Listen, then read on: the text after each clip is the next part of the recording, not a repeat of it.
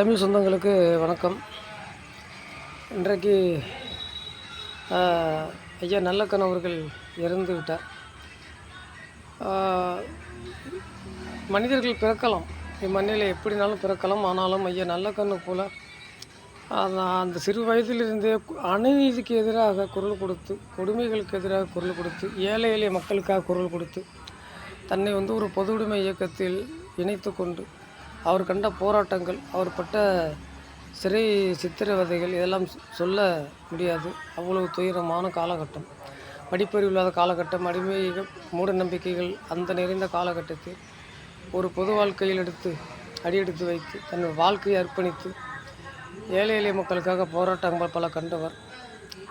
ஒரு முறை மாமனார் ஏதோ ஒரு கலவரத்தில் அவர் படுகொலை செய்யப்பட்டது கூட அரசு கொடுத்த அந்த ஒரு 2 லட்சம் நிதியை ஒரு படித்து வந்த ஒரு குழந்தைகளுக்காக அந்த நிதியை கொடுத்தாருங்க என்று சொல்லுகிறார். உண்மையிலே சொல்கிறான், அந்த எண்ணம் இன்றைக்கு யாருக்குமே வராது. அவர் முதுபெரும் தோழராக இருந்து அரசியல் அதிகம் பணியாற்றிய பிறகு கூட அரசியல் கட்சியிலிருந்து அவர்களுக்கு 1 கோடி ரூபாய் நிதியை கொடுத்த பொழுது கூட திருப்பி அந்த நிதியை அரசியலுக்கும் அந்த விவசாய இயக்கத்துக்கும் திருப்பி கொடுத்த ஒரு பெரிய மகான். இப்படி எண்ணங்களும் இப்படி ஒரு மனசும் இன்றைய உள்ள காலகட்டம் எந்த ஒரு அரசியல் தலைவர்களுக்கும் வராது.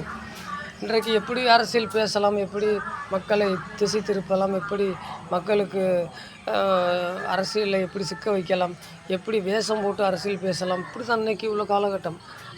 அசலாகவே மக்களுக்காகவே களத்தில் நின்ற மிகப்பெரிய ஒரு மாவீரன், மிகப்பெரிய ஒரு போராளி, மிகப்பெரிய தியாகம் கண்டவர் ஐயா நல்லக்கண் அவர்கள். அவருக்கு ஈடு இணை என்பது சொல்ல முடியாது.